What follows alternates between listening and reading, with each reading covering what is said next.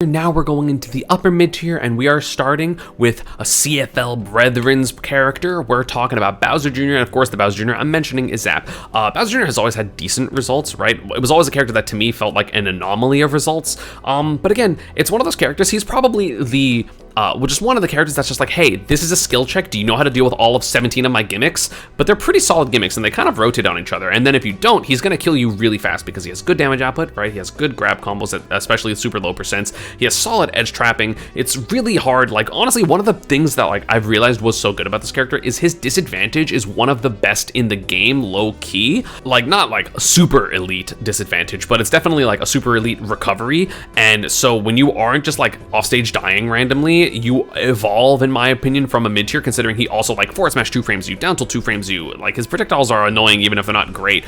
So he has like a lot of annoyingly decent tools, and then doesn't explode like almost all of these characters do in disadvantage. Like, DK has so many good tools. You hit him and he dies. Inkling doesn't kill you. Bowser kind of dies. Link sometimes kind of dies, you know, but Bowser Jr. has a good disadvantage. And, you know, this is one of the things that's like, well, like some like really good players that like are solid at the Bowser Jr. matchup are losing, right? Like Louis Money losing to Zap, in my opinion, was indicative of like, maybe this character is a little bit better because Louis Money has a lot of Bowser Jr. experience because of all the Bowser Jr.'s in California, and yet Zap was still able to win. Like, he just does a lot of damage, and like doing a lot of damage into F Smash 2-frame or like F Smash neutral get up read is really, really scary. And again, if you mess up a little thing or you guess a couple times wrong, Bowser Jr. is suddenly going to have a lead, and it's going to snowball because his defensive play is quite difficult to deal with. Speaking of defensive play difficult to deal with, and definitely an ascension for a lot of people for this character, we talking Banjo and Kazooie, and of course the player that is showing off this is going to be Toriguri. Crazy guy.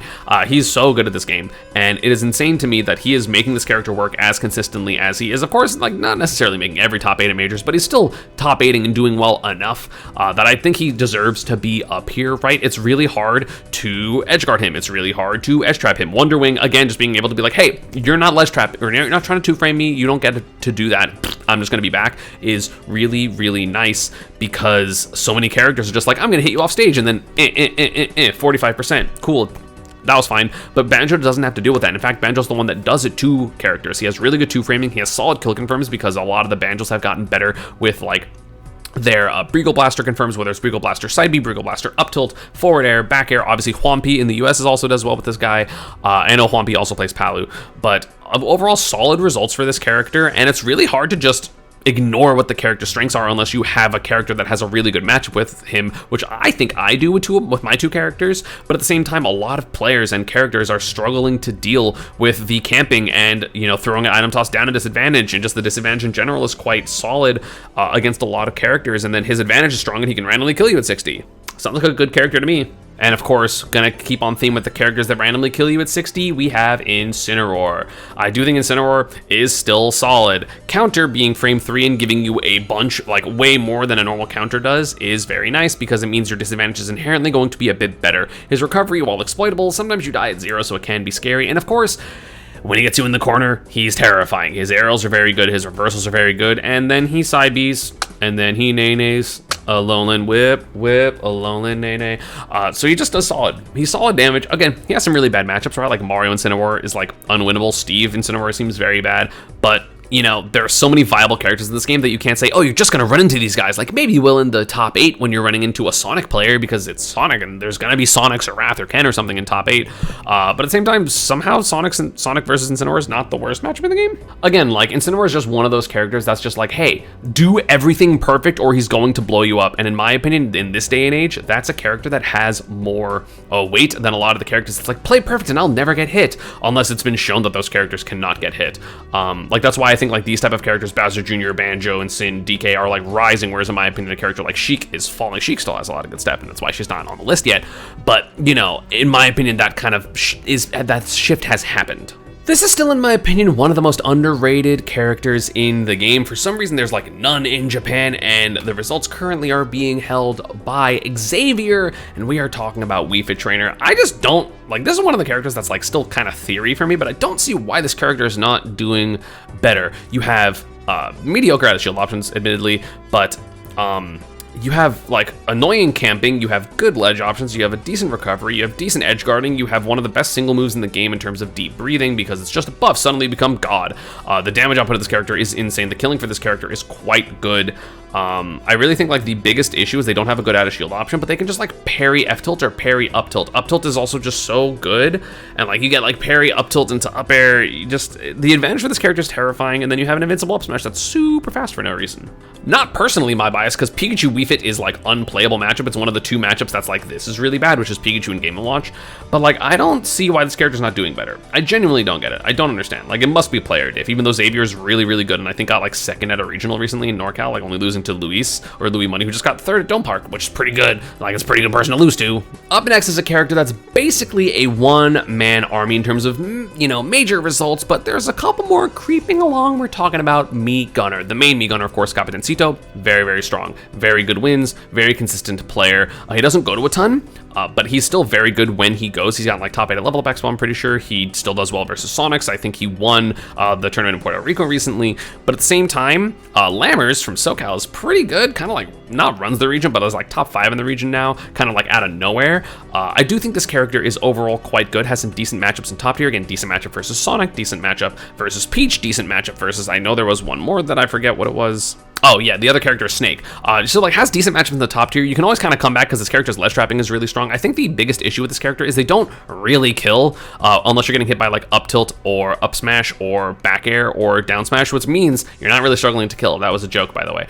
But at the same time, like I just feel that Mii Gunner overall is pretty solid. Not the best character, definitely not the best Mii, but overall a very solid pick. And I don't know what like super bad matchups the character has, because also Capitancito's like beat Meister before, so I would think Game Watch is a bad matchup. I'm assuming like Aegis is quite bad, but I don't know if Capitancito's played someone like Cosmos or Shutone. But yeah, I don't quite understand what is keeping this character from being higher. Speaking of a character that for a while had something preventing them from being higher, which was the solo representation from Dabuz, but now there have been more Rosas doing quite well, especially in Japan. So we're talking about Rosalina and Luma. There have been enough Rosas in Japan doing well that I can't say the character is bad anymore, right? You have Yuzu and you have Ocha, which are getting wins on some very strong players like Raru, and I believe also beat Meister. Granted, those are very good matchups, but that's the thing. Rosa does well into a good amount of the meta characters, right? You do decent versus Sonic, you beat Game & Watch, you do well versus Luigi, you do well versus Samus. Those are a lot of meta characters can do well versus Pac-Man and Diddy Kong. Like, it's really scary. The biggest issue with Rosa is she struggles as a whole with the archetype of fast swords and fast characters in general, which are a good amount of the meta, right? There are a ton of Roy players, Cloud is super hard, and Fox is really bad, and that's a lot of characters and a lot of players. But I do think that overall this character is just like getting better. I think that the Rosas are getting better at advantage. I think it's really hard to hit her, but again, the reason that they're in the same tier is Rosa's really good if you play perfect and never let someone in and are aware of all of your setups, whereas these characters like accidentally stumble upon a kill and kill you with 65. But also Rosa has, you know, the dash tech thing into forward smash, which is pretty good. So yeah, Rosa is quite the good character. Again, not high tier, but I think a little bit higher than my last tier list for sure, because it's not just Dabuz anymore. We are dipping our toes into the fighting game characters now. Our first one going to be Ken. Low-key, Ken's worse than Rosa. I don't really know the results of this character other than Jazzo. I don't think Andres FN plays Ken anymore. I think he's like strictly a Terry main at this point. But Jazzo does quite well with this character. The character's fast, is annoying, has decent combos. The problem with Ken in comparison to all the other FGC characters is he's not consistent at killing. You can fall out of Shoryu, which is your main kill move, which can be a problem because you're going to go for this big read and this big thing, and then your opponent's going to fall out of it and you're not going to kill him. Recovery is also a bit painful because a lot of characters can just keep him in disadvantage, keep him off stage, which can be a struggle. Again, juggling vertical, not necessarily a problem depending on the matchup, because if they don't have multi-hits, then you do get to focus through them, and you can damage up, it's crazy, auto turnaround's crazy. The parry game is some of the best in the game because you get parry down tilt Shoryu, parry down tilt roundhouse. There's a lot of good stuff that this character does. Again, at this point, these are good characters that just like aren't the crazy characters. So yeah, he's definitely, I think, the worst FGC, also has by far the worst results of the FGC characters.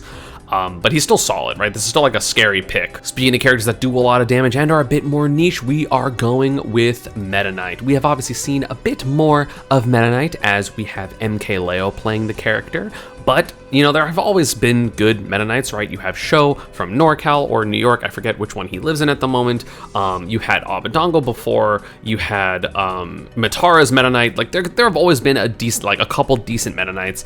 But yeah, this character does fine, right? Has good edge guarding. The ladder combos are scary against a lot of characters. Like, every floaty character can be terrifying. He doesn't really get disadvantaged super hard. Again, I personally struggle to get a disadvantage with him, but I think overall, the character does fine. And again, like, hit people up, keep them at disadvantage, up air, up B, kill at 80. That's pretty good. His movement is also annoying. He has forward smash. He has like solid killing overall. He has up smash out of shield. Sometimes the character can struggle against specific matchups. I think that there are a good amount of like difficult matchups for Meta Knight, but at the same time, it's like, hey, it's a difficult matchup. Oops, I got the hit. I killed you. So yeah, I mean, he's probably the best counterpick character in the game, or the second best counterpick character in the game behind Min Min. Just overall solid against a ton of characters. Doesn't do great versus every character, but even again, in a lot of those matchups, you can still get that hit and get that edge guard. We had a round Puffball. We're staying with round Puffball. Speaking of touch of death characters, we got Jigglypuff. I think Jigglypuff is still one of the more underrated characters in the game. I don't even care how well Base Mage is doing at this point.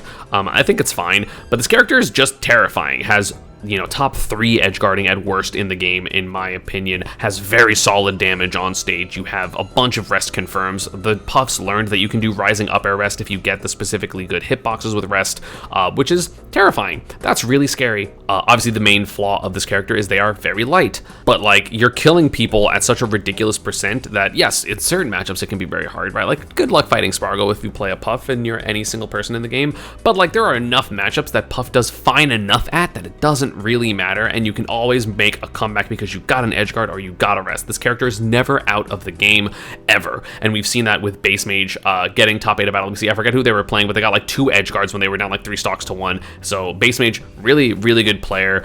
You know, shout outs to Amok as well, the content creator. Just fun to watch. This character's always been fun to watch. It will always be fun to watch because that's just how Puff is. Very scary character that you always have to be worried about, basically at all times. Like, you have to camp this character. Very few characters can just straight up fight this character. Even if you're fighting this character, you're like fighting with like moving backwards slightly.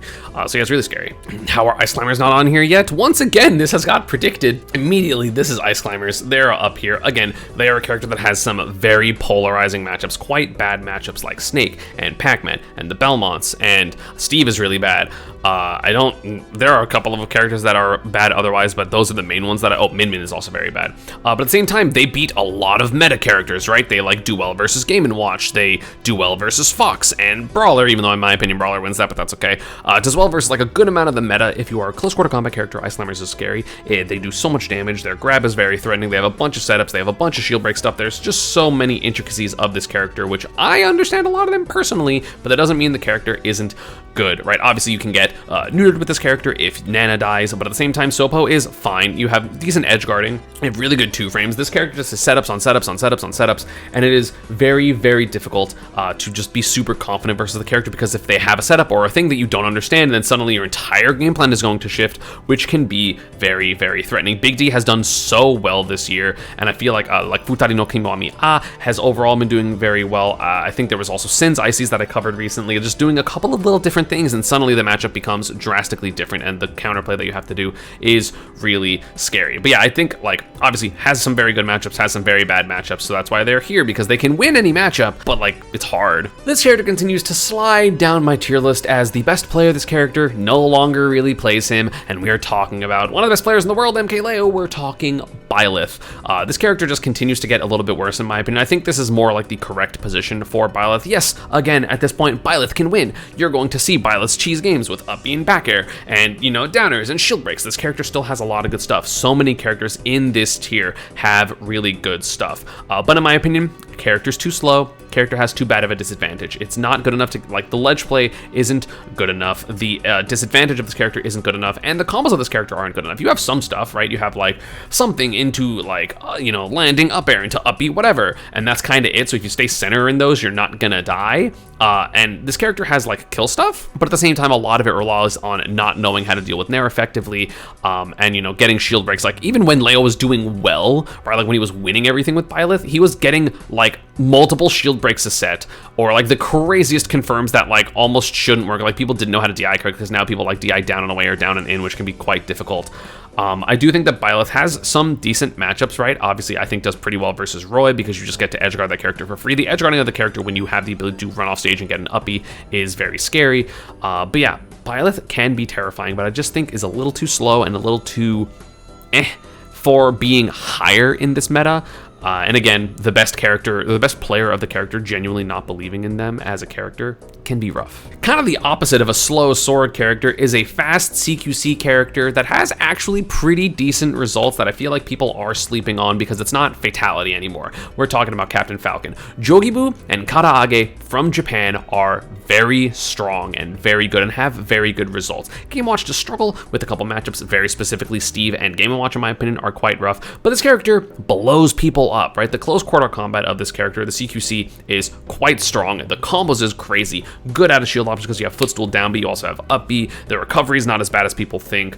He's just able to do a lot. He gets so many kill confirms off of random hits like Nair 1s or up airs or even like Nair 2s or dash attacks. He has a great grab. He has an approaching armor move that is a combo starter that can combo directly into knee or it can combo into double up air when you land on platform into knee. This character is crazy. I think this character is so underrated overall, even though I do think this is lower on my tier list than previous tier lists. I think maybe in other tier lists I had him high tier. I just think he's crazy. I think he's insane and he has pretty solid results overall. Again, they are in Japan, right? And because I don't remember how well Andrik from Mexico is doing. I haven't been keeping up with that scene enough in my opinion, but so I don't know how well he's doing, but I think this character's terrifying. You want to see in the upper mid tier? To be fair, he is. There is only 3 characters left in upper mid tier. What's the most loaded tier? Top tier. Top tier is the biggest tier. It has 21 characters. I have to admit it, my former teammate Mars was right.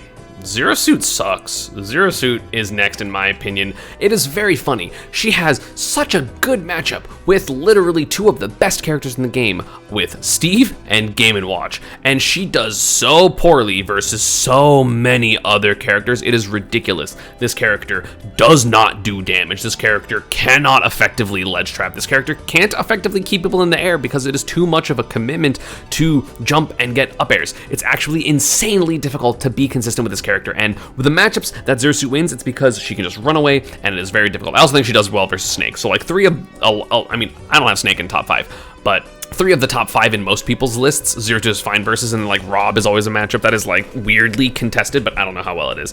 It also does well versus Samus.